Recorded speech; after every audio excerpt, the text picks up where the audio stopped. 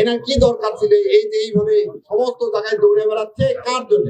আল্লাহকে খুশি করার জন্য, আর কাউকে খুশি করার জন্য না। তো আল্লাহকে খুশি করার জন্য হলে দাঁড়িপাল্লা আপনি ভোট দিবেন ইনশাআল্লাহ। ভোট হচ্ছে আমানত। আমানতের খেয়ানত করলে কি করতে হবে?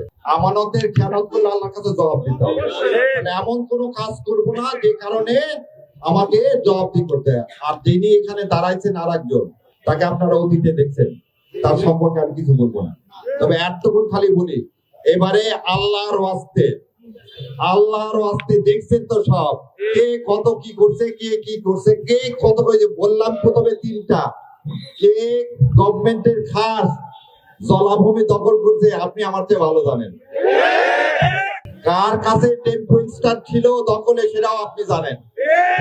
তো আল্লাহকে ভয় করে এবারে আমাদের যে পাল্লা, এই দাঁড়িপাল্লা কি খালি জামাত ইসলামের পাল্লা? এটা কিসের প্রতীক? ইনসাফের প্রতীক। আমাদের আমিরে জামাত আগামীকালকে আসতেছেন ইনশাল্লাহ। উনি ওনার যেটা আহ্বান, সমস্ত মুসলমানের সে আহ্বান, দাঁড়িপাল্লা হচ্ছে ইনসাফের প্রতীক। এটা সমস্ত মানুষের, খালি মুসলমানের না। ইনসাফ কি হিন্দু, বৌদ্ধ, খ্রিস্টান চায় না? ইনসাফ মানে কি? ন্যায় বিচার। ন্যায় বিচার আমরা সবাই চাই, এবং ন্যায় বিচারের প্রতীককেই আল্লাহর যে প্রতীক, পছন্দের প্রতীককে জামাত ইসলাম গ্রহণ করছে।